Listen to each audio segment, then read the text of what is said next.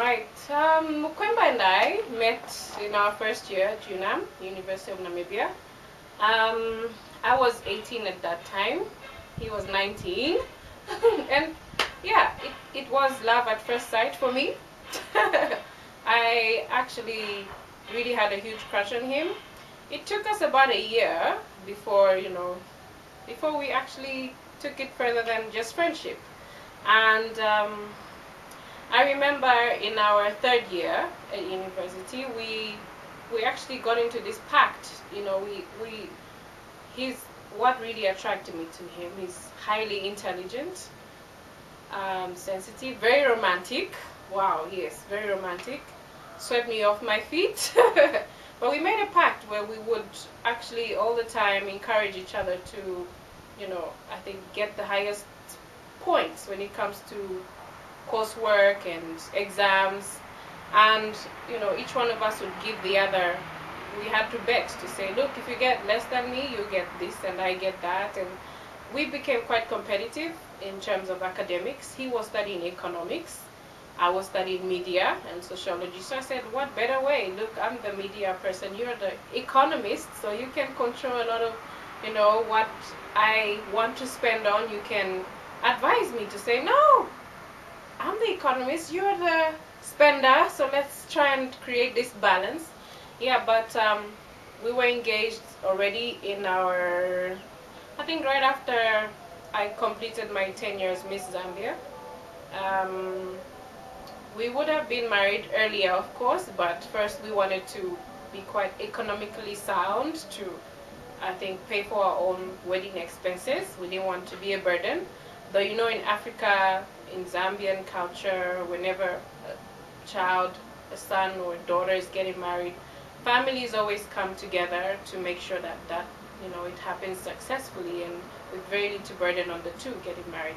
But we wanted to really relieve our parents of the stress, and yeah, so we kept postponing our engagements, postponing our wedding to say when we are both economically sound, we will do it.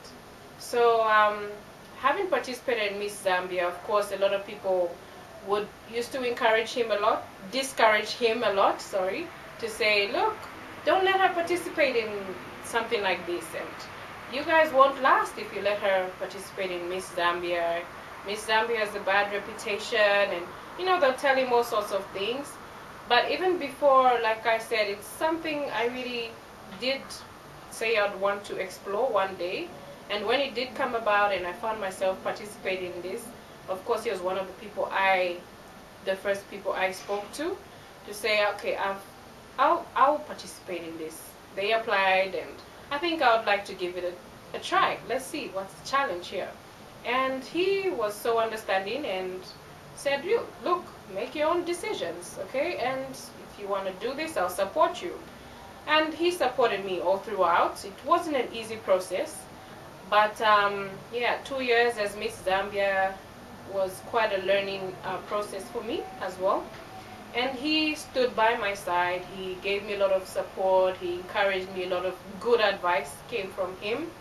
And I think right after that, we decided, let's plan for our wedding. And I finished Miss Zambia in 2007.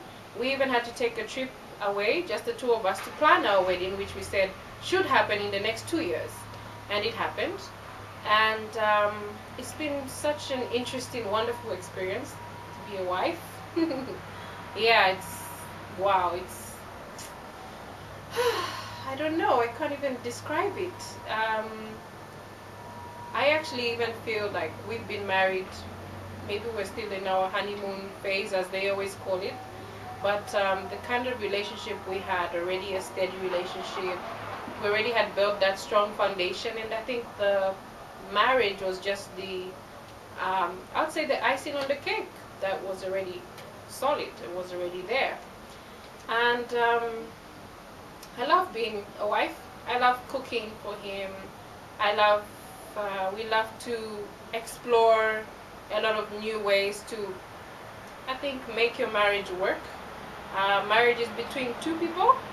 So when it comes to decision making, when it comes to problems, every I think every couple do have their own little disagreements, but that's why we're here. We're humans. We live to agree and disagree. You have to come up with a good compromise on how you will sort out certain problems. And we've realized that, look, once you let other people find themselves into your problems, in your hair, it makes it harder to solve a problem. So, I mean, it's a learning process for us. We're still a young couple. There's still a lot of challenges ahead. There's still a lot of good things ahead, and we're taking it as it comes.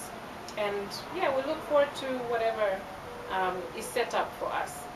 Being a mother, oh, that's the most amazing, I would say.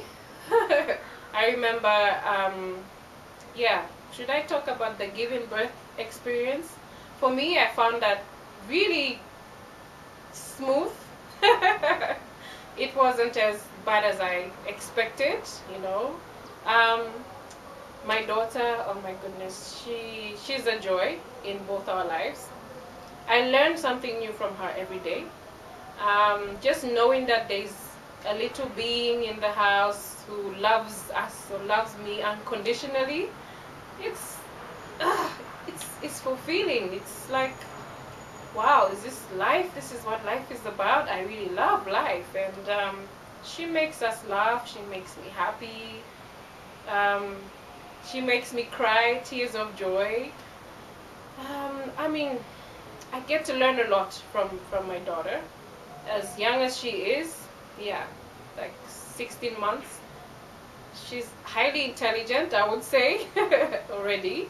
And she's very sensitive, very stubborn, and everybody says she gets that from me, though I think she gets it from her dad.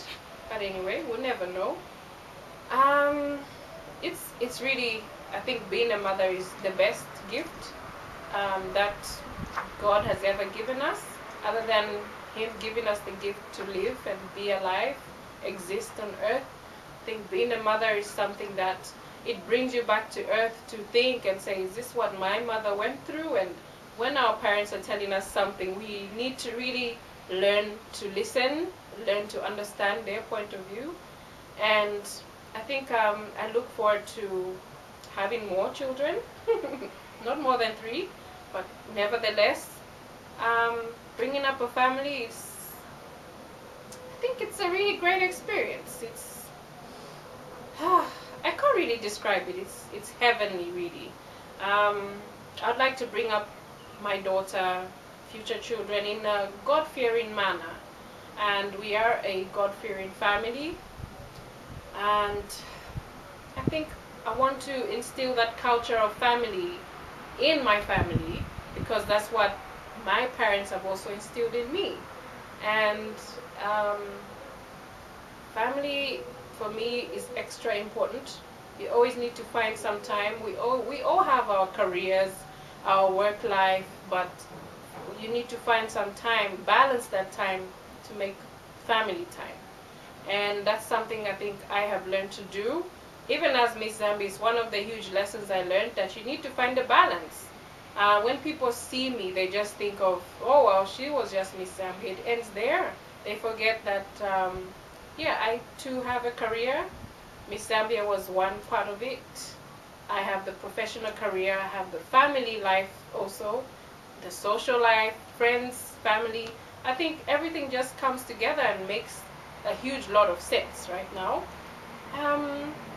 So yeah, when we hear people saying, I've carried you for 9 months and this is what you do to me, trust me, if once you experience that, you get to understand, you know, the kind of frustrations that a lot of parents, a lot of care, what can I call them?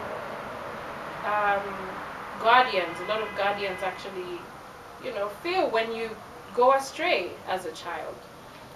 So, yeah, nevertheless, I think I look forward to the future with my husband, with my daughter, future children.